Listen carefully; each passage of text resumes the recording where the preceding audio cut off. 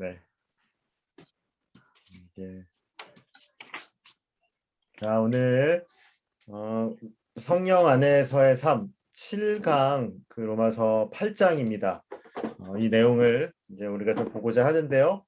지난 시간 내용을 조금 짚어보고 우리가 좀 가보고자 합니다.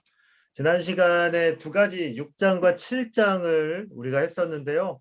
지난 시간에 이제 하나님과 의로움을 얻은 성도는 어떻게 살아야 하는가, 이 성도의 삶의 방향에 대해서 우리가 생각해 봤습니다. 가장 중요한 것은 먼저 이 예수 그리스도 화목을 입고 또 예수님이 우리의 대표 되심을 아는 사람은 어떻게 살아야 되는가. 대표가 예수님이잖아요. 그래서 그 예수님을 따르는 삶의 가장 중요한 첫 번째 원리는 내가 이미 새 사람임을 아는 것이 중요했습니다. 그리스도 안에 새로운 피조물이라고 말씀드렸어요. 새로운 피조물이 되어가는 것은 아니고요. 이미 새 피조물입니다. 그래서 새 신분이 있어요. 그래서 성도는 죄는 죽고 의에는 살아있는 자로 어떻게 해야 된다고요? 지어다. 네, 맞습니다. 그게 너무 중요한 말씀이었어요. 여긴다라고 알려드렸습니다. 이게 되게 중요합니다. 왜냐하면 안 믿어지기 때문에 그래요. 우리가 나중에 다음 시간에 한번 설명해 볼까 하는데 칭의와 성화를 많이 헷갈려 하는데 칭의는 한 번에 이루어지는 일이에요. 하나님이 주시는 겁니다. 성화는 우리가 평생 동안 예수님을 닮아가는 건데 이 두 개를 헷갈리시면 안 돼요. 우리가 칭의를 얻을 때는 이미 신분이에요. 새로운 신분을 하나님께서 우리에게 주신 겁니다. 그래서 6장에 보시면 되게 중요한 개념들이 나오는데 이런 단어들 제가 지난 시간에 얘기했습니다. 옛사람. 옛사람이 어떤 사람이냐면요. 예수님 믿기 전의 사람이죠. 그런데 예수님이 우리를 의롭다 하시면 어떤 사람이 돼요? 우리가 새 사람이에요. 그런데 중요한 거는 새 사람인데 뭐 하나가 붙어 있어요. 뭐가 붙어 있다고요? 죄의 몸. 이 6장을 잘 보시면 죄의 몸이 붙어 있습니다. 그래서요. 우리는 이 죄의 몸을 다루면서 이 땅을 살아가요. 새 사람으로서. 그게 성화인데요. 언제까지 죄의 몸과 싸우죠? 예수님 오실 때까지. 네, 맞아요. 예수님 두 가지인데요. 예수님이 오실 때까지 혹은 우리가 육체의 죽음을 맞이할 때까지. 뭐가 먼저 될지 모르겠어요. 우리 시대에 예수님이 오실 수도 있겠죠. 어쨌거나 중요한 것은 우리가 이것을 알고 살아야 됩니다. 내가 새 사람이다. 그래서 죄에 대해서는 죽고 의에 대해서는 살아있는 자로 살 수 있는 능력이 하나님의 자녀에게는 이미 와 있어요.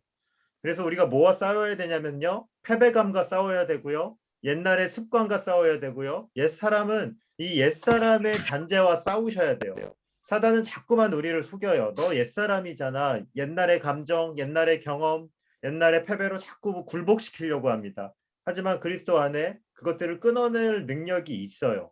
그것들을 알고 전투에 임해야 한다고 말씀드렸습니다. 어떻게 그 일이 일어나는가? 그것이 이제 7장의 결혼 비유를 통해서 바울이 설명했는데 우리 옛날에 무엇과 결혼했냐면요. 율법과 우리 옛사람이 결혼했던 거예요. 율법과 결혼했는데 율법이 어떤 남편이에요? 너무 가혹한 남편. 예.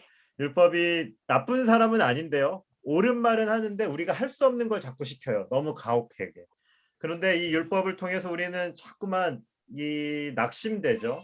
그리고 마음이 상하죠. 그런데 우리 이 불행한 결혼이 끝납니다. 누가 죽음으로요? 죽음. 예수님이 죽는데 그 예수님의 죽음이 실은 나의 죽음이에요. 그리고 우리는 예수님과의 결혼이 시작되는 거죠. 그 예수님도 율법과 요구하는 것은 동일해요. 실은 율법이 나쁜 걸 요구한 건 아니에요. 문제는 율법은 우리를 안 도와줬다. 율법은 짐을 지어주지만 함께하지는 않았어요. 옳은 말은 하는데 되게 얄미운 사람 있잖아요. 뒤에서 옳은 말 탁탁 하는데 자기는 안 도와주는 사람. 그런 분들이 좀 있죠. 가끔. 네, 뭐 말은 잘하는데 안 도와주는 사람 있어요. 근데 우리 예수님은 달라요. 우리 예수님은 우리와 결혼하고 우리에게 할 수 있는 능력들을 주십니다. 그 예수님이 누구세요? 성령 하나님이시죠. 우리 안에 성령님과 결혼함으로 율법은 할 수 없었던 요구들이 똑같은 요구예요. 실은 율법이 나쁜 거 아니에요. 그러나 우리 안에 계신 성령님은 우리를 붙잡고 그 율법을 할 수 있게끔 하는 능력을 주신다는 거죠. 그래서 우리가 지난 시간 이것들에 대해서 생각해 봤습니다. 오늘 로마서 8장은 이 성령님이 도대체 어떻게 우리를 이끌어 가고 계신가?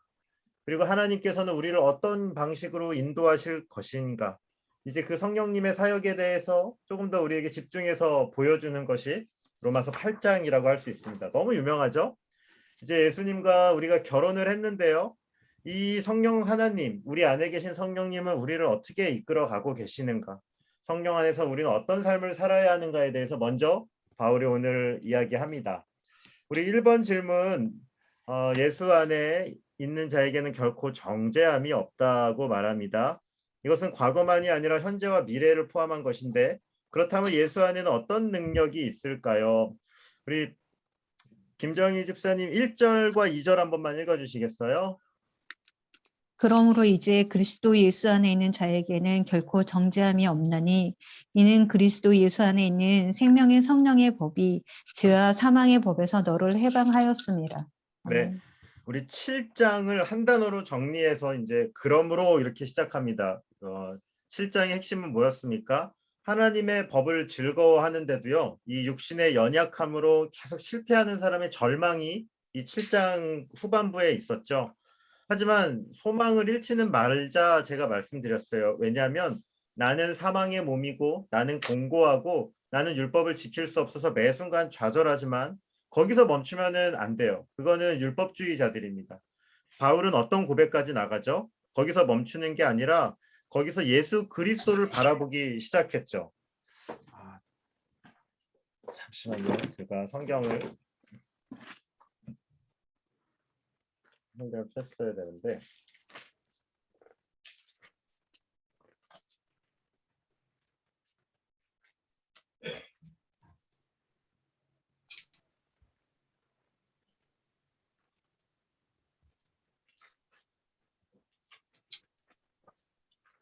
네, 우리 지난 시간에 이렇게 했었죠. 7장에 보시면 끝에서 절망만 하면서 멈추는 것이 아니고 우리가 바울이 이렇게 고백합니다.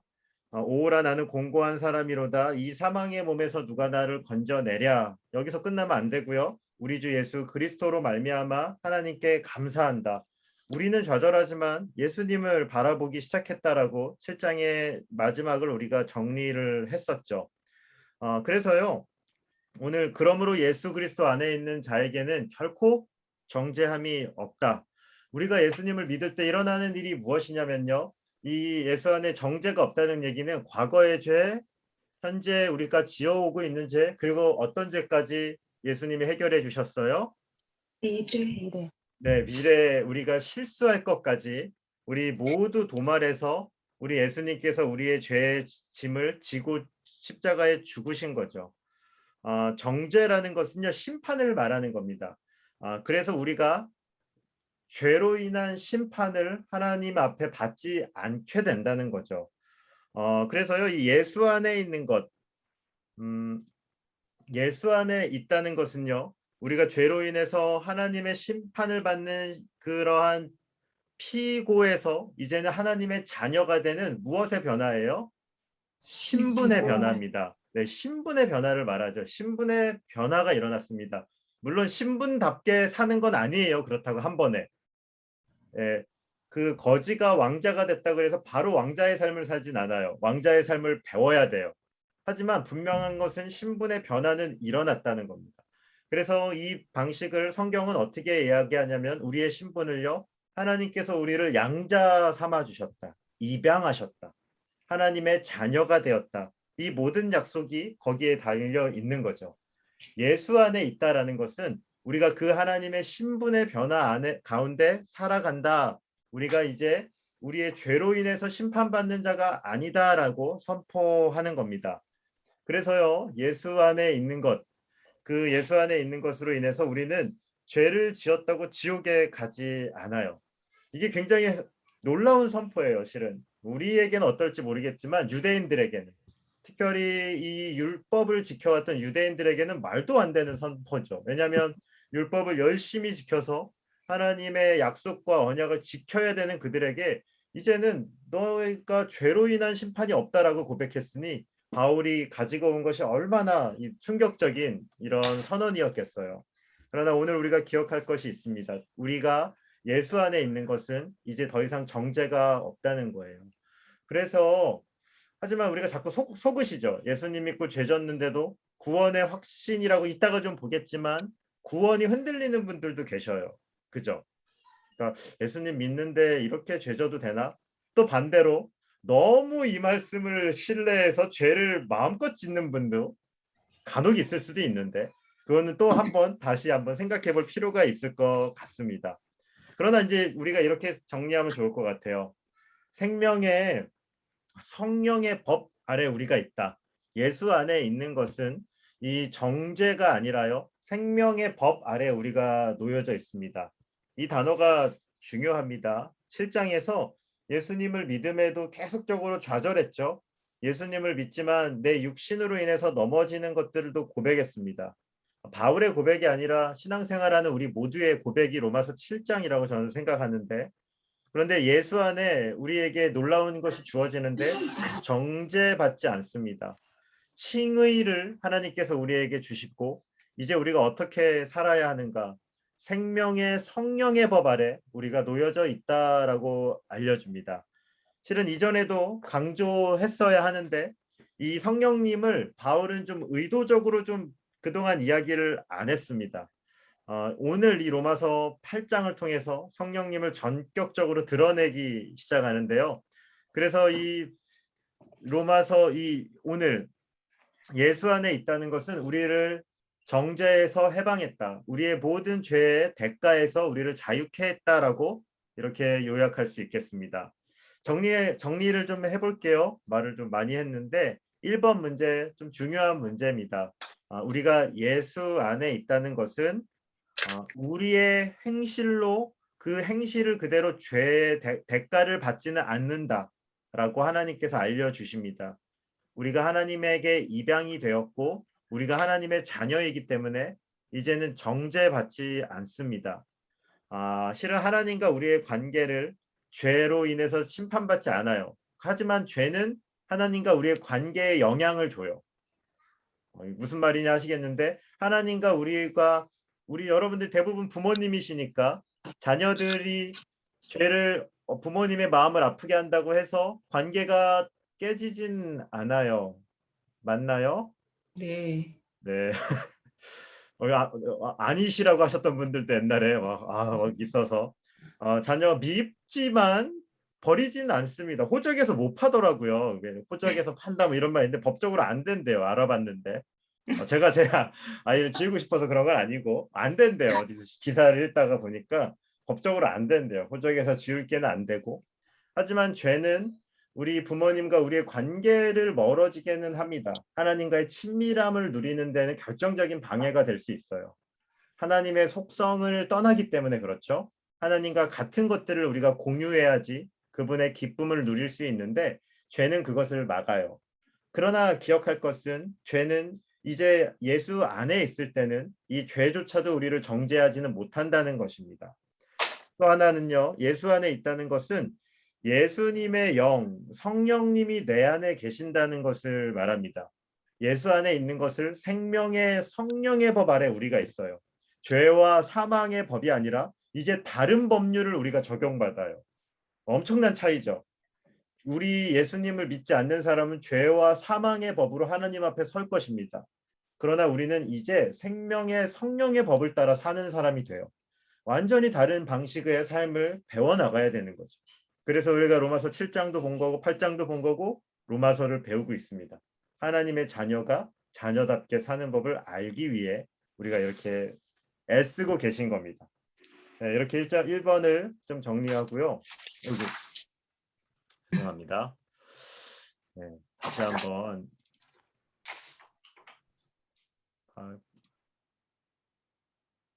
네, 이게 컴퓨터가 말썽이네요. 지난 시간에 해서. 네, 다시 한번 해보겠습니다.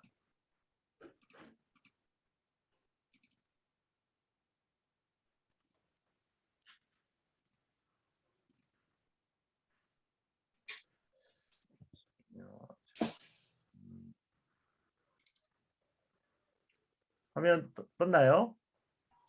네. 네, 이게 저 PPT를 네, 아무튼 네, 1번 이렇게 됐고요.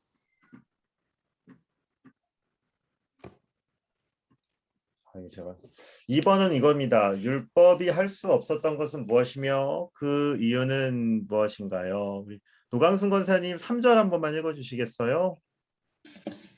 율법이 육신으로 말미암아 연약하여 할 수 없는 그것을 하나님은 하시나니 곧 죄로 말미암아 자기의 아들의 죄에 있는 육신의 모양으로 보내어 육신의 죄를 정하사. 네. 이 율법의 요구들입니다. 설명해 볼게요. 우리가 할 수 없었던 것이 무엇이냐면요. 율법은 좋은 거죠, 실은. 그런데 이 율법이 우리에게 하는 수많은 요구들, 그것을 우리가 할 수가 없는데 그 이유는 율법이 잘못된 것이 아니라 무엇이 문제가 있죠? 연약해서. 우리가 문제가 있습니다. 율법의 요구를 이 죄된 몸을 갖고 있는 우리들이 연약하여 할 수가 없는 거죠. 결국 율법을 우리는 지킬 수 없습니다. 어느 정도 따를 수는 있지만 율법의 모든 조항을 우리가 다 지킬 수 없다는 거죠. 크게 두 가지 사람이 고민하고 있어요. 이 율법 때문에. 하나는 예수님을 안 믿는 사람도 율법을 못 지키고 있어요. 우리의 기준으로 보면 옛사람일 때도 못 지켰습니다. 옛사람은 실은 더 못 지키죠. 그리고 율법을 아예 몰라서 못 지키는 사람도 있고 유대인처럼 율법을 알지만 치밀하게 이 율법주의자 바리새인처럼 자신을 속이며 이 율법을 지키려고 노력하는 사람들도 있었을 거예요. 그러나 그들도 율법은 못 지키는 거예요. 실은 마음속으로 하나님을 향한 그 진실한 마음을 갖지 못했기 때문이죠. 또 율법을 못 지키는 사람이 있는데 그게 누구냐면요. 우리 세 사람도 못 지켜요. 율법의 요구는 우리가 죄의 몸을 입고 있기 때문에 물론 지킵니다. 언제 지켜요? 성령님이 우리를 도와주실 때. 성령님이 우리에게 능력을 주실 때 우리는 율법의 요구를 해납니다. 하지만 하나님과의 친밀함을 잃어버렸을 때 그리고 하나님의 은혜들이 우리의 삶을 떠날 때 그때 율법의 요구는 우리에게도 버거워요. 그렇죠? 신앙생활 하시면 많은 경험이 있으리라 생각합니다. 예수님이랑 친밀함을 느낄 때 너무 쉬웠던 일들이 주님의 임재가 내 삶에 떠났을 때 너무 어렵게 될 거예요. 우리의 율법의 요구는 이만큼 우리를 어렵게 만듭니다. 우리가 지난 시간에도 이야기했는데요. 율법이 유익한 거예요. 하지만 문제는 무엇이에요? 율법이 문제예요? 우리가 문제예요? 우리가 문제입니다. 우리의 죄성이 문제입니다. 우리의 죄성 때문에 율법이 온전히 작동할 수가 없습니다. 그래서요, 이 율법은 결국에는 뭘 만들게 돼요? 뭘 이끌죠? 율법으로는 죄를 깨달음이라. 로마서가 계속적으로 우리에게 가르쳐 주는 거죠. 율법을 통해서 우리는 죄인임을 발견합니다. 그래서 이 죄인임을 발견하고 하나님께로 나갈 수 있도록 하나님을 붙잡을 수 있도록 우리를 살려주는 것이 이 율법의 기능입니다. 율법이 최선의 능력은 바로 이것이죠. 그런 상태를 로마서 7장 7절과 8절 지난 시간에 보았는데 우리 다윗 청재님 한 번만 읽어줄래요? 로마서 7장 7절과 8절이요. 그런즉 우리가 무슨 말을 하리요? 율법이 죄냐? 그럴 수 없느니라. 율법으로 말미암지 않고는 내가 죄를 알지 못하였으니 곧 율법이 탐내지 말라 하지 아니하였더라면 내가 탐심을 알지 못하였으리라. 그러나 죄가 기회를 타서 계명으로 말미암아 내 속에서 온갖 탐심을 이루었나니 이는 율법이 없으면 죄가 죽은 것임이라. 네, 결국에 이 율법은 죄의 권세가 얼마나 강한지 우리에게 알려줍니다. 죄를 깨닫게 하고 죄가 갖고 있는 능력을 우리에게 보여줍니다. 그리고 율법의 수많은 요구들을 그렇게 우리에게 푸시를 하고 있다는 거죠. 그러나 우리가 할 수 없습니다. 왜냐하면 우리가 죄의 몸을 입고 있기 때문에 우리가 죄로 인해서 깨어졌기 때문에 이 율법의 요구들을 순종할 수 없다라는 것을 우리가 한번 생각해 볼 수 있겠죠. 이거는 어떻게 보면은 7장에 이야기했던 것과 좀 비슷한 내용을 오늘 말씀에서 다루고 있습니다. 그렇다면 3번은요 이건데요. 하나님은 어떤 일을 하셨습니까? 먼저 이렇게 생각해 볼 수 있겠죠. 예수님을 보내셔서 이 율법의 정죄를 예수님이 받게 하십니다. 예수님께서 우리 율법의 페널티라고 말할 수 있죠. 이 율법의 모든 요구 사항을 다 지키셨을 뿐만 아니라 예수님이 직접 율법의 이 직결 처항, 이 사형이라는 어떻게 보면 율법이 할 수 있는 가장 최고의 징벌을 예수님이 직접 받으시는 거죠. 율법의 정죄를 예수님이 십자가 가운데 받으십니다. 그래서 우리는 정죄함이 없는 거죠. 예수님이 대표로 우리의 죄를 받으셨죠. 그리고 그 예수님의 사역을 통해 우리에게 하나님께서 성령님을 허락해 주십니다. 우리 오늘 본문 3절과 4절 광민 형제님 우리 로마서 8장 3절과 4절 한 번만 읽어줄래요? 네. 율법이 육신으로 말미암아 연약하여 할 수 없는 그것을 하나님은 하시나니 곧 죄로 말미암아 자기 아들을 죄 있는 육신의 모양으로 보내어 육신의 죄를 정하사 육신을 따르지 않고 그 영을 따라 행하는 우리에게 율법의 요구가 이루어지게 하려 하심이니라. 네, 3절과 4절 어렵죠? 강민 형제님도 물어봤는데 나중에 한번 또 조금 더 이야기할 수 있으면 좋을 것 같고요. 영을 따라 향하는 우리에게 율법의 요구가 이루어지게 하려 하심이라. 이 예수님의 십자가 사역은 우리로 하여금 죄의 값을 지불하게 하셨죠. 우리가 죄가 없다는 칭의를 얻음으로 하나님께서 합법적으로 우리 안에 찾아오실 수 있게 되십니다. 그것이 우리 안에 내주하시는 성령님의 그 찾아오시는 첫 걸음이죠. 성령님이 실은 내 안에 그냥 오신 게 아니에요. 실은 예수님의 피값이 내 안에 지불되었기에 예수님이 오실 수 있게 된 겁니다. 그것을 놓쳐서는 안 돼요. 하나님께서는요 원칙이 있고요. 하나님의 말씀을 따라 일하세요. 그냥 우리 안에 찾아오실 수 있는 게 아니라 우리가 의롭다함을 입었기에 우리 안에 하나님이 오실 수 있는 겁니다. 내 안에 계신 성령님이 일하시는데 내가 성령님을 따라 행할 때 이 율법의 요구가 이루어지도록 내 안에 성령님이 일하시기 시작해요. 그래서 지난 시간 아까 전에 말씀드렸듯이 예수님 결혼 비유를 이야기했는데 실은 율법이 나쁜 남편은 나쁜 것만은 아니라고 얘기했어요. 율법이 요구하는 거는 선한 겁니다. 문제는 우리의 죄성에 있었죠. 그런데 성령님과 우리 안에 성령님이 찾아오시면 성령님은 내 안에 율법이 요구했던 것을 지킬 수 없는 힘을 주십니다. 굉장히 신비한 거죠. 이 경험을 하셨으리라 생각해요. 예수님이 내 안에 찾아오셨을 때 어떠셨죠?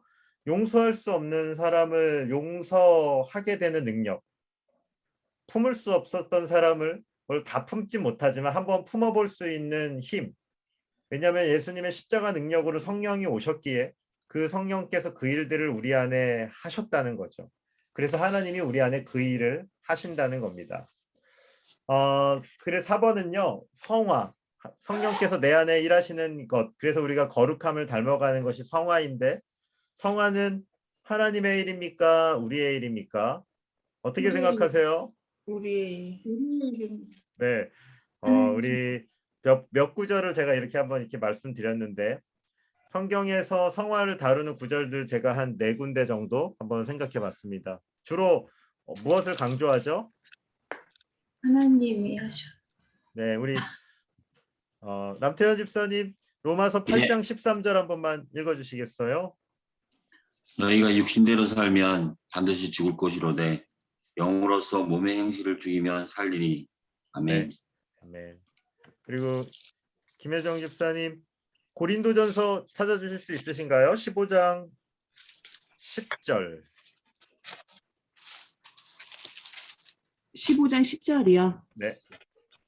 그러나 내가 낳은 것은 하나님의 은혜로 된 것이니 내게 주신 그의 은혜가 헛되지 아니하여 내가 모든 사도보다 더 많이 수고하였으나 내가 한 것이 아니오 오직 나와 함께 하신 하나님의 은혜로다. 네. 이 성경의 성화를 다루는 구절들인데 시간 관계상 다 찾지는 않겠습니다. 잘 보시면 공통점이 있는데 성화는 하나님이 다 하는 게 아니라 성령 하나님과 내가 협력해서 그 일들을 합니다. 고린도전서 아까 보셨던 것처럼 나와 함께 하신 하나님의 은혜로다. 빌립보서는 이렇게 얘기합니다. 복종하여 두렵고 떨림으로 너희 구원을 이루라. 여기 구원이 성화거든요. 그러니까 성화의 구원을 이루라. 너가 두렵고 떨림으로. 그리고 골로새서는 내 속에 역사하시는 이의 역사를 따라 힘을 다하여 수고하노라. 네, 수고하라고 얘기해요. 근데 인간적인 수고가 아니에요. 우리 안에 계신 성령님을 의지해서 이 성화의 사역 가운데 최선을 다해서 함께하라는 겁니다. 이 성화는요, 하나님과 내가 역할이 같은 친구 먹는 거 아니에요. 근데 중요한 거는요. 이제는 5대5지 뭐 이런 건 아닙니다. 하나님이 하셔야 할 일이 따로 있는데, 그러나 피조물과 이 창조주가 같다는 게 아니에요. 하나님은 하나님의 사역을 하셔야 됩니다. 하지만 우리는요, 우리에게 맡겨주신 우리의 책임 가운데서 열심을 다해서 이 성화의 사역 가운데 함께 하셔야 됩니다.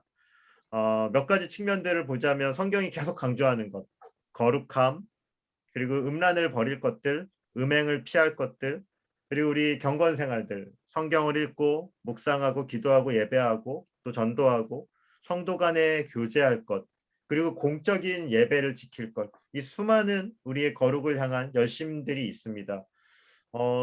요새는 막 열심히 하라 그러면 인본주의라고 하고 막 그러는데요. 저는 그렇게 생각하진 않습니다. 우리가 열심히 하고 성령님을 의지해서 하나님의 일들을 하는 것은 귀한 일이다. 저는 그렇게 생각합니다. 오늘 본문은요. 그래서 성령 안에서의 이제 일을 조금 이야기하고요. 이제 두 번째로 제 소리 들리시죠? 네. 네. 두 번째로 이제 소망에 대한 확신을 이제 또 이야기해 줍니다. 우리 안에 성령님은 도대체 어떤 일을 하시지? 이런 것들을 좀 생각해 볼 필요가 있는데 그냥 막연하게 성령님은 어떤 일을 하시지에 대해서만 알고 도와주시지 뭐 이런 게 아니라 성령님은 어떤 일을 하실까? 그리고 우리를 향한 하나님의 계획과 그분의 확신은 얼마나 놀라운가? 그 이야기를 하면서 8장을 마칩니다. 우리 5번이 이겁니다.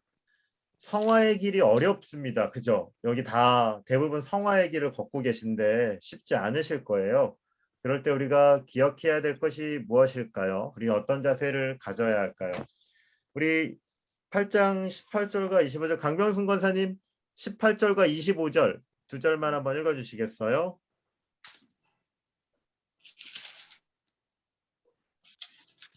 마이크 끄가지고 생명하건대 현재의 고난은 장차 우리에게 나타날 영광과 비교할 수 없도다. 39절 25절이요.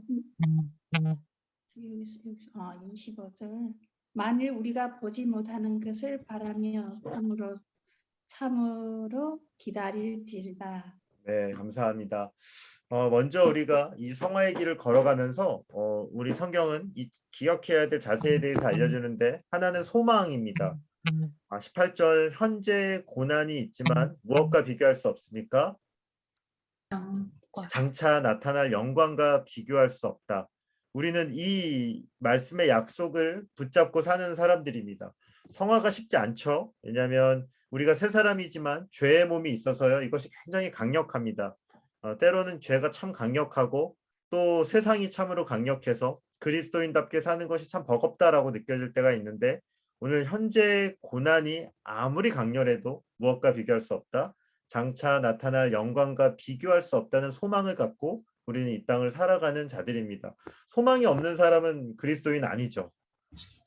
소망 없으면 그리스도인만큼 불쌍한 사람들이 없겠죠. 우리는 소망을 가지고 사는 사람들입니다. 그와 함께 우리는 어떻게 살아요? 참음으로 기다리는 거죠. 소망을 갖고 인내합니다. 견딥니다. 실은 이 인내한다는 것 자체가 이미 승리하는 거예요. 하나님의 그 수많은 약속들, 이 믿음으로 견디는 것 자체가 하나님의 약속입니다. 우리가 이 견딤으로 성화의 일들을 이뤄내요. 실은 우리는 항상 이기고 싶어 하는데요. 그러나 성경을 제가 오늘 갑자기 생각이 안 나는데 우리는 이기는 거 좋아하는데요. 성경을 보시면 하나님께서 더 원하시는 거는 실은 참을 때가 더 많아요. 제가 구절이 갑자기 생각이 안 나네요. 이게 성경 말씀 다음에 한번 찾아봐 드릴게요. 우리는 이겨야지 꼭 싸움이 끝날 것 같지만 실은 하나님의 약속은 우리가 인내하고 참는 것일 때가 훨씬 많다는 것입니다. 그리고 이 인내와 참음을 통해 하나님께서 우리 안에 무엇을 이루세요? 성화를 이루십니다.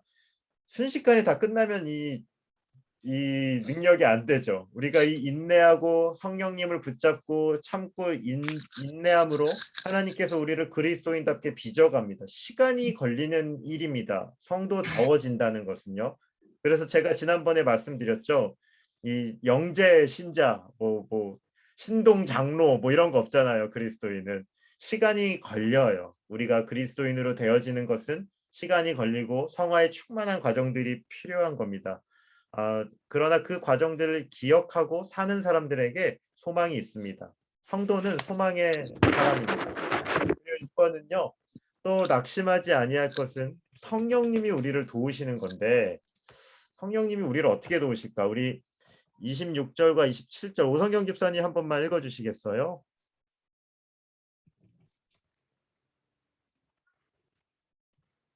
이와 같이 성령도 우리의 연약함을 도우시나니 우리는 마땅히 기도할 바를 알지 못하나 오직 성령이 말할 수 없는 탄식으로 우리를 위하여 친히 간구하시느니라.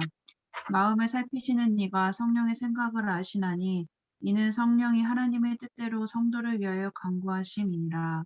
네, 이 말씀을 많이 묵상하셨으면 좋겠는데요. 성령님이 우리의 연약함을 도우십니다. 오늘 이 돕는다는 단어가요. 이렇게 짐을 함께 지다라는 단어예요. 헬라어 원어로 보면. 그래서 이 돕다는 것이 뭐 당연히 그런 뜻이 있겠지만 함께 해서 이렇게 끌어간다는 의미가 담겨 있습니다.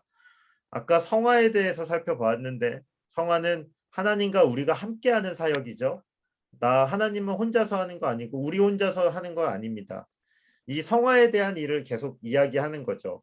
우리가 하나님의 일을 하고 그리고 때로는 힘들고 너무 힘에 버거울 때가 있는데 그러나 성령님께서 우리를 버려두지 않고 우리를 돕고 계신다라고 말씀합니다. 구체적으로 어떻게 돕나요? 탄식으로 기도한다 이렇게 나오죠 여기. 우리는 기도할 바를 알지 못하나 성령이 말할 수 없는 탄식으로 우리를 위하여 친히 간구한다. 예전에 그래서 이걸 뭐 방언이다 이런 말도 저도 어렸을 때 배운 적이 있는데 근데 방언은 아니에요.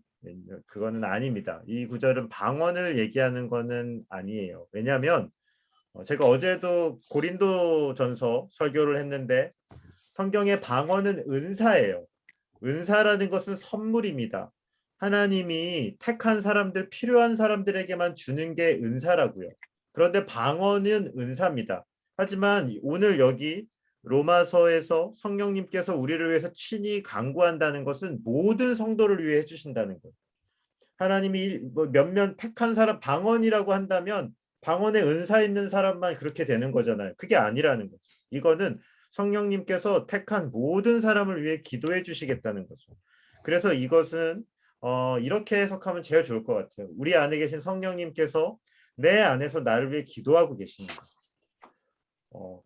우리는 예수님만 우리의 중보자다라고 이렇게 하는데 실은 이 로마서 8장을 보시면 우리 안에 계신 성령님께서도 우리를 위해서 기도하고 계신 것. 이렇게 해석하면 제일 좋겠습니다. 하나님께서요 때로는 내가 하나님을 잊어버리고 정말로 하나님 없는 길로 가고 그런 지체들 많이 있죠. 그런데 하나님이 때로는 하나님이 택한 아이들을 불러주세요. 그리고 시간이 걸리지만 하나님의 사람들을 인도하십니다. 누가 하셨기에? 우리 안에 계신 성령님께서 탄식하시며 우리를 위해 기도해 주시고 때로는 지금은 참 열매가 안 보이는데 지금은 소망이 없어 보이는데 하나님께서는 그러나 그들을 살려주셔서 하나님의 사람으로 다시금 우리에게 이끌어 와주십니다. 우리의 중보자가 계십니다. 우리가 그것들을 좀 소망하셨으면 좋겠고 우리 안에 성령님이 우리를 돕고 계신다. 기도로 돕고 계신다는 것을 붙잡으셨으면 좋겠습니다. 7번 이겁니다. 합력하여 선을 이룬다. 우리가 종종 잘못 많이 사용하는데 선이라는 것은 현세적 위로나 기쁨이 아니라 종말론적 영광을 말하는 단어입니다. 그렇다면 어떤 상황에서 이 말씀을 쓰면 좋을까 이렇게 제가 물었는데요. 우리 로마서 8장 28절로 30절 말씀을 우리 이영민 집사님 한번 읽어주시겠어요? 우리가 알거니와 하나님을 사랑하는 자 곧 그의 뜻대로 부르심을 입은 자들에게는 모든 것이 합력하여 선을 이루느니라. 하나님이 미리 아신 자들을 또한 그 아들의 형상을 본받게 하기 위하여 미리 정하셨으니 이는 그로 많은 형제 중에서 맏아들이 되게 하려 하심이니라. 또 미리 정하신 그들을 또한 부르시고 부르신 그들을 또한 의롭다 하시고 의롭다 하신 그들을 또한 영화롭게 하셨느니라. 네. 우리 주로 합력하여 선을 이룬다. 뭐 어떻게 많이 쓰시던가요? 뭐 그런 거 아니에요? 회사 다니다 망해서 비트코인을 잔뜩 샀는데 돈을 많이 벌었습니다. 뭐 이러면 이제 아 역시 합력하여 선을 이뤘구나. 그때 망한 거가 잘 망했네. 뭐 이러면서 어쨌든 간에 뭔가 됐다. 뭐 이런 식으로 주로 많이 쓰는데 그래서 주로 전화위복 그죠? 어쨌든 간에 뭔가는 됐다. 뭐 이런 식으로 좀 뭔가 이렇게 좀 묻어갈 때 이거 만능이에요. 이거 이 구절이 참 좋아요. 어떻게든지 합력해서 선을 이루자 뭐 이러면은 다 이렇게 되는 건데 물론 그런 의미도 조금 있지만 그런 뜻은 아니라고 저는 보여지는데 우리가 전화위복 이렇게 쓸 때가 많은데요. 왜냐하면 이 문맥에서 선을 이룬다라는 것은요. 현재 성공이나 그 뭐 잠깐 보이는 좋은 것들을 이뤘다라기보다는 잘 보세요. 29절 하나님이 미리 아신 자들을 아들의 형상을 본받게 하기 위해 정하셨고 그리고 30절 보시면은 그들을 부르시고 의롭다 하시고 영화롭게 하셨다. 이게 다 뭐예요? 구원의 과정이잖아요. 예정, 칭의, 뭐 성화, 영화 이 개인을 향한 한 인생의 성도의 구원의 서정이라고 말하는 그 구원의 과정을 여기 다 써놓으신 거예요. 그런데 합력하여 선을 이루는 게 바로 이거라고요. 그리고 설명한 게 29절, 30절이거든요. 그러니까 이 문맥으로 보면 여기 선을 이룬다는 것은 하나님께서 우리와 함께 하시며 우리를 예정하시고 불러주시고 영화롭게 만드시는 그 모든 과정을 한마디로 이뤄서 선을 이룬다라고 말씀하는 거죠. 그러니까 이 표현은 종말론적 표현이에요.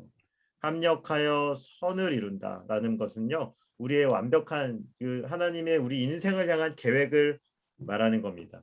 그래서요. 우리 일시적인 어떤 성공, 지금 반짝한 것에 이 말씀을 쓰기보다는 실은 가장 잘 어울리는 것은 장례식장에서 쓸 수 있는 단어 말씀 같아요. 한 인생의 그리스도인으로서의 삶을 마치는 것들을 보며 합력하여 선을 이뤘다라고 말할 수 있지 않을까 이렇게 생각해 봅니다. 여기 구절은 이따가 한 번 더 제가 설명해 드리도록 할게요. 8번 구원의 확신 30절을 보시면 하나님께서 성도를 향한 계획이 있는데요. 아까 보셨죠? 여기 한 번만 더 우리 지영자매님 한 번만 30절 한 번만 더 읽어줄래요? 또 미리 정하신 그들을 또한 부르시고 부르신 그들을 또한 의롭다 하시고 의롭다 하신 그들을 또한 영화롭게 하셨느니라. 네, 잘 보시면 하나님의 계획이 있죠. 하나님이 그 한 영혼을 향한 계획을 지금 말씀하고 계신 거예요. 그렇다면 이 구원의 확신은 누가 갖고 계신 거죠, 실은? 네, 우리 그런 거 많이 들으시죠. 구원의 확신이 있니라고 얘기하는데 30절을 보시면 이 구원을 이루시는 하나님의 그 계획을 보여주고 있어요. 이건 우리 개개인을 향한 계획이기도 하죠. 되게 너무 은혜가 되지 않나요? 하나님께서요. 우리를 예정해 주시고 성화를 이끌으시고 또 영화의 모든 과정까지 그냥 우연히 하신 게 아니라 이미 큰 그림을 갖고 부르셨어요. 모든 것들 하나님의 계획 가운데 우리의 삶이 놓여져 있다는 거죠. 많은 사람들이요. 물어보죠. 들어보셨나요? 당신 구원의 확신이 있으십니까? 들어보셨죠? 네. 안 들어보셨나요? 네. 네. 물어봐야지.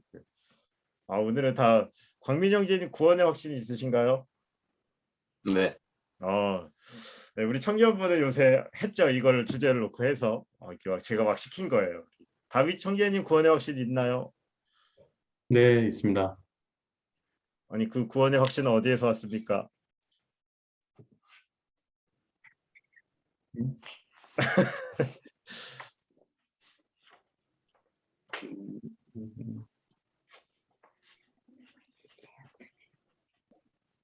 네, 하나님을 믿음에 신뢰하고 있습니다. 생각이 잘 지금은 안 납니다. 네, 생각이 안 나면 안 됩니다. 네, 네, 그 맞아요. 맞는 말을 했는데 우리가 그 구원의 확신에 대해서 이야기할 때 주로 예전에 한 3년 전쯤 수련회 갔다가 이렇게 눈물 흘렸는데요. 뭐 이런 거 있잖아요. 그때 불 끄고 목사님 통성기도 시킬 때 어떻게 하면 울었던 것 같은데 뭐 이런 얘기 한다고요. 네, 그런 거 아니라는 겁니다. 우리 구원의 확신을요, 대부분 우리 개인의 감정이나 어떤 체험이나 어떤 신비한 경험에서 구원의 확신을 이야기할 때가 많아요. 그래서 뭐 아픈데 병이 나았다. 또 어떤 아이가 생겼다. 갑자기 사업이 뭐 잘 나가게 되었다. 뭐 이런 이야기들 할 때가 있는데 그런데 그런 게 아니라 실은 그런 것들은 있을 때도 있고 없을 때도 있어요. 또 우리 인생하게 강렬하게 줄 때도 있고 사라질 때도 있습니다. 제가 말하고 싶은 것은 구원의 확신은 결정적으로 자기 자신에게서 오는 게 아니에요. 그래서 다윗 형제님이 말한 게 맞죠. 하나님을 믿는 믿음에서 나오는 것이 맞는 거죠. 구원의 확신이 어디에 있어요? 하나님이 갖고 있죠. 그 30절이 우리를 향한 구원의 확신을 보여주는 거예요. 하나님이. 큰 그림을 갖고 계세요. 하나님은요. 내가 확신을 잃을 때라도 심지어 나는 자신이 없어요. 때로는. 나 하나님의 사람 맞나? 사실 그럴 때 있죠. 그런데 나 자신을 보면 다 확신 없어요. 믿을 만한 사람 없어요. 예. 우리는 우리 자신을 보면 다 무너집니다. 하나님을 보는 거고 하나님의 말씀을 신뢰하는 거고 구원의 확신을 흔들릴 때마다 오늘 로마서 말씀 보세요. 이거 정말 강렬하지 않나요? 로마서 8장 28절, 29절 그리고 특히 30절 구원의 확신은 누가 갖고 계셔요? 하나님이 갖고 계신다는 거죠. 그래서요 우리의 구원의 확신은 물어보시면요 감정이 아닙니다. 어디에서 온 거예요? 이 하나님의 약속 위에 서는 겁니다. 우리가 하나님의 말씀을 믿는 게 구원의 확신입니다. 우리는 확신이 없어요. 하지만 나를 향해서 완벽한 확신을 갖고 계신 하나님을 신뢰하기 때문에 확신이 있는 겁니다. 온전한 하나님 안에 우리가 있기에 때로는 우리는 연약하지만 우리의 확신은 흔들리지 않습니다. 그래서 그 다윗 형제님 말씀하신 것처럼 하나님의 약속과 하나님의 말씀 위에 서 있는 것이 이 건강한 신앙의 기초입니다.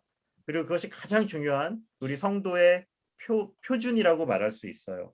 그래서요 하나님께서 얼마나 그 구원의 확신이 강렬한지 그 하나님의 확신을 31절부터 39절까지가 하나님의 확신이에요. 우리를 향한 하나님의 확신입니다. 제가 한번 읽어봐 드릴게요. 조금 길지만 한번 읽겠습니다. 그런즉 이 일에 대하여 우리가 무슨 말하리요? 만일 하나님이 우리를 위하시면 누가 우리를 대적하리요? 자기 아들을 아끼지 아니하시고 모든 사람을 위하여 내주신 이가 어찌 그 아들과 함께 모든 것을 우리에게 주시지 아니하겠느냐? 누가 능히 하나님께서 택하신 자들을 고발하리요? 의롭다 하신 이는 하나님이시니 누가 정죄하리요? 죽으실 뿐 아니라 다시 살아나신 이는 그리스도 예수시니 그는 하나님 우편에 계신 자요 우리를 위하여 간구하시는 자이니라. 누가 우리를 그리스도의 사랑에서 끊으리요? 환난이나 공고나 박해나 기근이나 적신이나 위험이나 칼이랴. 기록된 바 우리가 종일 주를 위하여 죽임을 당하게 되며 도살당할 양같이 여김을 받았나이다 함과 같으니라. 그러나 이 모든 일에 우리를 사랑하신 이로 말미암아 우리가 넉넉히 이기느니라. 내가 확신하노니 사망이나 생명이나 천사들이나 권세자들이나 현재일이나 장래인이나 능력이나 높음이나 깊음이나 다른 어떤 피조물이라도 우리를 우리 주 그리스도 예수 안에 있는 하나님의 사랑에서 끊을 수 없으리라. 아멘. 이게 하나님의 구원의 확신입니다. 우리를 향한. 아무것도 끊을 수 없다고 하나님이 선포하고 계세요. 우리는 이 하나님의 약속을 믿음으로 구원의 확신을 붙잡는 자들입니다. 너무 중요해요. 네, 왜냐하면 우리의 신앙생활 하다 보면 이것이 흔들릴 수 있습니다. 우리 감정에서 오는 거 아닙니다. 하나님을 의지함으로 구원의 확신을 얻습니다. 네, 오늘 이렇게 되고요. 질문들이 좀 있었는데 시간이 17절 오늘 한번 순서대로 질문한 말씀 절부터 한번 좀 찾아봐 볼게요. 17절에 고난은 무엇입니까? 한마디로 말하면 영적 전투겠죠. 17절 다윗 형제님 한 번만 읽어줄래요? 자녀이면 또한 상속자 곧 하나님의 상속자요 그리스도와 함께한 상속자니 우리가 그와 함께 영광을 받기 위하여 고난도 함께 받아야 할 것이니라. 네, 영적 전투다 저는 이렇게 말하고 싶고요. 이 영적 전투 이 수준이 좀 달라요. 요한일서 다윗 형제님도 한번 찾아보면 좋겠어요. 나중에 요한일서 2장 12절부터 16절을 보시면 이 아이부터 장성한 어른까지가 나오고 이 영적인 상태들이 나오죠. 그 하나님을 아는 확신하는 단계부터 영적인 전사에 이르는 단계까지 성도의 이 단계들이 있음을 봅니다. 영적인 어린아이는 주로 나와 싸워요. 나 자신과의 싸움을 하느라 바빠요. 그래서 주로 우리 죄의 몸과 심하게 싸우죠. 우리가 신앙이 어렸을 때는 우리의 정욕과 쾌락과 욕망을 싸우는데 바쁩니다. 예수님의 광야 훈련도 한번 생각해 보시면 좋겠습니다. 욕망과의 싸움이 우리 안에 있습니다. 이런 자기 자신과의 싸움이 조금씩 능숙해질 때 우리가 본격적인 영적 전투가 들어가는데 하나님이 기뻐하시는 일을 우리가 능동적으로 하기 시작합니다. 그래서 자발적인 고난에 우리가 임하게 되죠. 처음에는 수동적 고난들이에요. 가만히 있어도 우리 삶에 몰려오는 육체의 욕망이나 이런 것들을 놓고 심하게 싸우다가 그것들이 좀 훈련이 될 때는 이제 우리가 하나님의 전투에 나서게 되죠. 그래서요. 처음에는 사단이 잘 안 건드리는 것 같아요. 이건 조금 조심스러운 말인데 웬간해서는 건드리지 않더라고요. 제가 보니까 체험으로 볼 때는. 왜냐하면 안 건드려도 혼자서 잘 넘어지거든요. 안 건드려도 내 편 같은데 뭐하러 건들겠어요. 그래서 쟤 놔두면은 저 교회 참 시끄럽다. 쟤 그냥 놔둬야지 이럴 것 같아요. 근데 하나님의 말씀 앞에 잘 서고 또 하나님의 일들을 선하게 할 때마다 그런 영적인 방해들이 있다라는 생각들을 하게 됩니다. 영광을 받기 위해 고난도 함께 받는다. 이 고난은 어디를 위한 고난이에요? 무엇을 위한 고난? 하나님의 나라를 위한 고난. 다윗 형제님이 주로 회사를 다니니까 자꾸 이런 우리가 지난번에도 그런 이야기를 했는데 이제 사원으로서의 고난이 아니라 임원으로서의 고난 이러면 좀 이해가 될까요? 대주주가 됩니다. 그럼 회사를 다닐 때 자세가 좀 달라지겠죠 우리가. 이 회사원일 때는 6시 넘으면은 이제 집에 가고 싶은데 내가 사장님이 되면 어떻게 될까요? 막 9시 10시까지도 일하면서 어떻게든지 더 열심히 하고 싶은 마음도 있지 않을까요? 아닌가요? 네.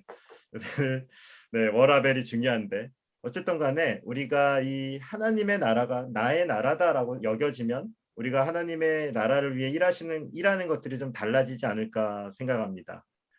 영적 전투다. 저는 이렇게 17절 고난을 한번 정리해 볼게요. 그리고 19절 피조물에 고대하는 바는 하나님의 아들들이 나타나는 것이다. 이것은 또 무슨 뜻입니까? 물어보셨어요.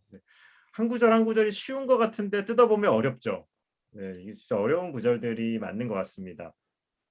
처음에 19절에 피조물의 범위는 무엇이냐? 어떻게 생각하세요? 1번 인간을 포함한 모든 세계의 것들을 나타낸다. 2번 인간을 제외한 자연 만물이다. 동식물들. 1번과 2번 어떻게 생각? 1번이신 분? 1번. 네. 2번이신 분? 네. 2번 없으신가요? 2번? 3번인가요? 지금 잘못 들은 거 아니죠? 3번인가도 이렇게 들었는데 아이들이 떠들고 있어서. 네. 제가 볼 때는 많은 학자들은 2번이라고 인간을 제외한 자연 만물, 동식물들이다. 이 피조물은 그렇게 많이 봅니다. 왜냐하면 그 뒤에 20절부터 23절을 보시면 특히 22절과 23절을 보시면 우리가 나와요. 그리고 우리가 피조물하고 이렇게 비교하기 시작해요. 그거를 보면은 이 피조물의 존재들이 신자를 제외한 실은 인간을 제외한 것들이다. 이 일반 계시 은총에 있는 것들이다라고 볼 수 있는 것 같아요. 대부분의 학자는 그래서 피조물을 인간 이하의 피조물들이라고 말하고요. 여기서 하나님의 아들들은 무엇이죠? 이전에 14절을 보시면 이영민 집사님 14절 한 번만 읽어주시겠어요? 무릇 하나님의 영으로 인도함을 받는 사람은 곧 하나님의 아들이라. 네, 여기 나오죠. 14절에 하나님의 아들이. 하나님의 영으로 인도함을 받는 사람이 하나님의 아들이다. 그러니까 그리스도인들이겠죠. 하나님의 아들 창세기에서 나와서 또 헷갈리실 텐데 그 창세기 하나님의 아들하고 여긴 좀 다르죠. 여기는 그리스도인을 말할 수 있습니다. 우리가 성화의 여정 가운데 있어요. 그래서 고통도 있고 질병으로 아프고요. 그리고 영화에 이르는 날 우리가 온전해질 겁니다. 그러니까 하나님이 창조하신 이 피조 세계의 모든 것들은 온전하게 하나님의 아들들이 완벽하게 되는 그날을 기다리고 있다고 말해요. 세상도 아픕니다. 일반 은총 안에 있는 것들, 그 피조물들도 실은 나름대로의 고통을 겪고 있어요. 인생들도 자연들도 많이 힘듭니다. 새 하늘과 새 땅이 우리 가운데 열릴 거예요. 그리고 재창조의 날 하나님께서 이 땅을 어떻게 바꾸실지 되게 궁금해요. 예전에는 그 하나님께서 새 하늘과 새 땅을 그러니까 아예 다른 나라로 갈 줄 알았는데 제가 성경을 좀 공부하면서는 아닌 것 같아요. 하나님이 이 땅 가운데서 만드실 것 같아요. 왜냐하면 예전에 슈거의 개념을 제가 성경 공부할 때 하늘로 올라가는 거라고 생각했거든요. 근데 그게 원어를 보니까 하늘로 올라갔다가 다시 내려오는 표현이더라고요. 그러니까 왕을 만나러 갈 때 그냥 만날 수 없으니까 미리 가서 이렇게 영접하러 갔다가 내려오는 표현에 가깝더라고요. 그래서 우리가 살고 있는 이 땅을 하나님이 재창조하시지 않을까? 그런 개념에서 19절을 설명하고 있다라고 저는 생각합니다. 23절 성령의 처음 익은 열매는 무엇이고 열매를 받은 우리는 무엇인가 이렇게 물어보셨는데요. 아까 보았는데 20절부터 23절에 그리스도인들이 나와요. 여기 우리는 그래서 그리스도인이라고 볼 수 있고요. 23절 성령의 처음 열매를 받은 우리 그래서 이렇게 해석하면 되겠죠. 예수님을 처음 믿고 우리 안에 성령님이 임한 사람들이라고 말할 수 있겠습니다. 칭의를 받은 우리 그래서 성화의 길을 걷게 된 우리 성령의 처음 열매를 받은 사람들이 바로 우리들이다라고 말할 수 있겠습니다. 이 성령의 임재를 그리고 하나님의 영광을 알지만 우리 현실에서 낙심할 때 있습니다. 죄가 강해서 넘어질 때도 있고요. 때로는 사랑하는 사람들의 죽음을 볼 때도 있고요. 여러 가지 헤어짐들을 통해 우리 안에 고통도 아픔도 경험합니다. 우리가 무엇을 기다리죠? 우리 지영자매님 23절 한 번만 더 읽어줄래요? 그뿐 아니라 또한 우리 곧 성령의 처음 익은 열매를 받은 우리까지도 속으로 탄식하여 양자될 것 곧 우리 몸의 속량을 기다리느니라. 네, 우리가 무엇을 기다리냐면 몸의 속량을 기다린다. 몸의 부활이요. 그죠? 죽음 이후에 우리 몸이 다시 살아날 겁니다. 영이 살아나는 게 아니라 우리 몸도 부활합니다. 우리의 성화가 완전히 맞춰지고 우리 몸이 부활하는 그날은 예수님의 재림하시고 최후의 심판이 있을 그때 우리 몸이 부활합니다. 그 날을 우리가 기다리는 거죠. 그러니까 처음 익은 열매를 받은 우리는 누굽니까? 이제 우리라는 거죠. 그 믿음을 갖고 성화의 길을 걷고 있는 우리가 바로 열매를 받은 우리들입니다. 우리 모두 몸의 속량을 기다리며 이 신앙생활을 하고 있다. 그리고 그 소망을 갖고 신앙생활을 하고 있습니다. 24절과 25절은 어떤 의미가 있는지도 물어봤습니다. 오늘 광민 형제님 24절과 25절 한 번만 읽어줄래요?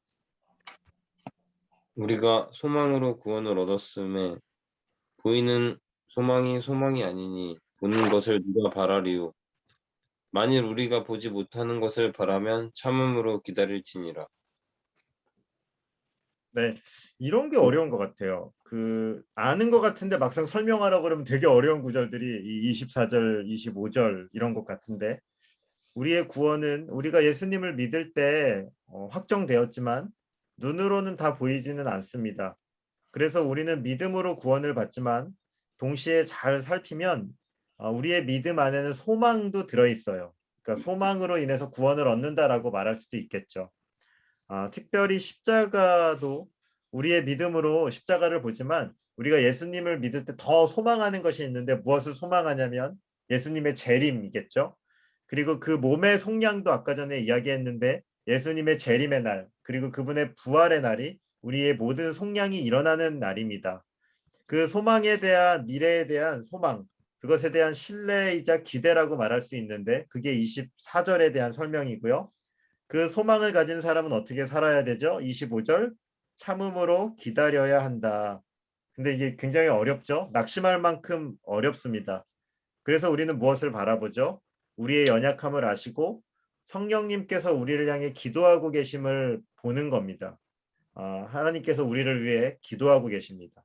그래서 중보자가 되셔서 우리 안에서 역사하고 계시죠. 그래서 우리가 하나님의 그 성령의 도우심을 소망하며 신앙생활을 하는 겁니다. 그리고 이런 질문도 있었습니다. 29절, 30절과 28절, 31절 어떻게 연관해 해석하면 좋을까요? 그리고 또 어떤 질문이 있었냐면, 아이고, 이게 잠시만요. 죄송합니다.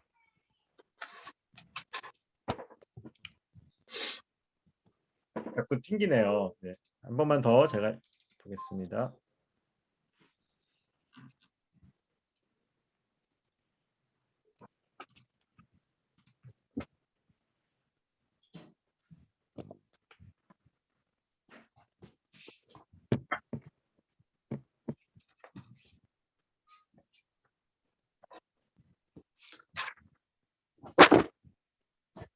어.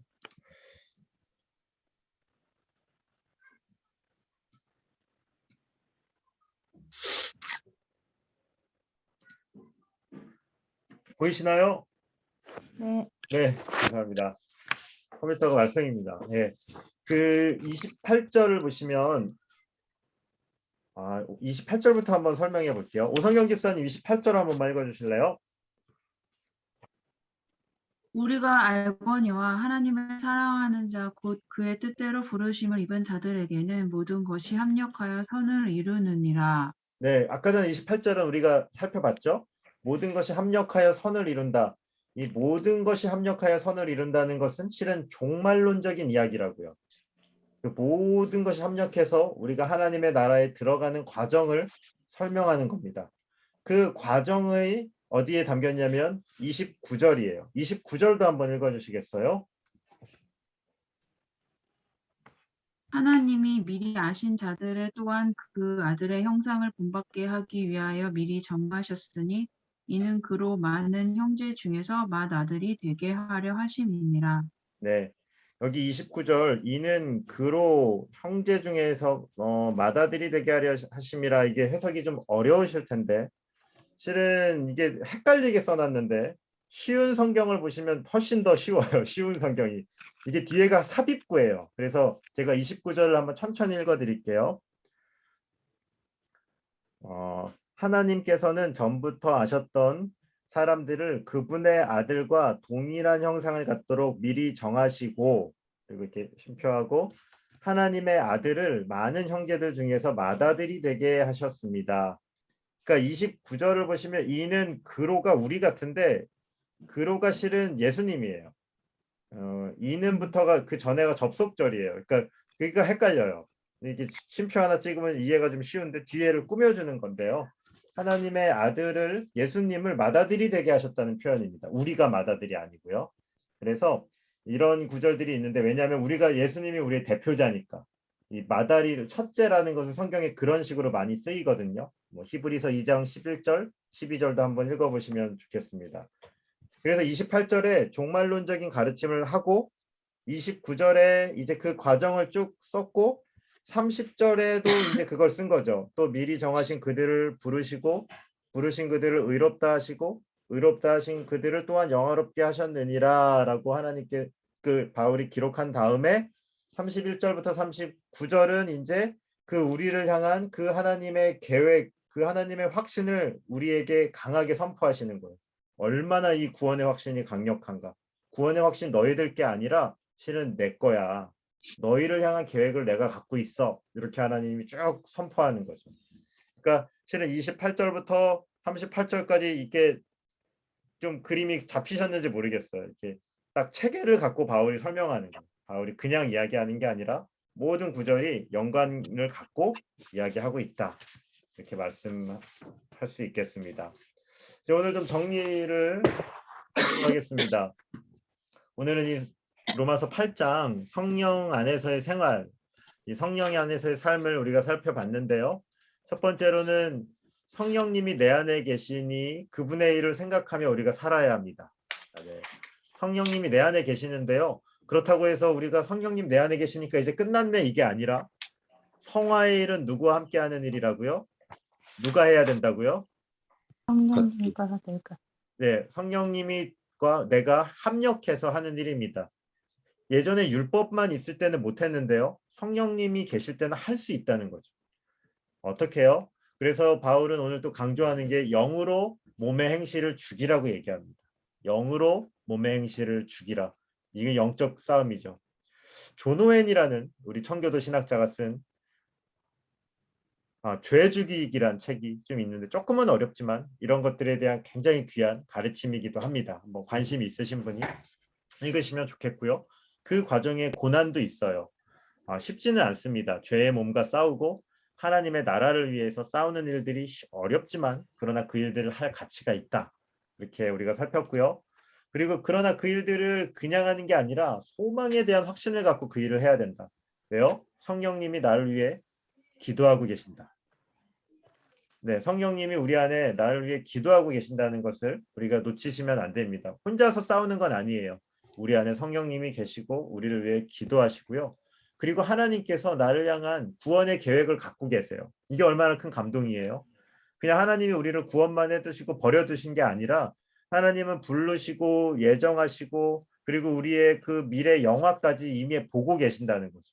그리고 그 하나님이 그리스도의 사랑에서 우리를 안 끊으신다고 아주 장담하고 계신 로마서 8장에 그 사랑의 고백을 하면서 그 소망에 대해서 알려주고 있죠. 그래서 그것들을 붙잡고 우리가 신앙생활을 하는 것입니다. 이제 네, 7장은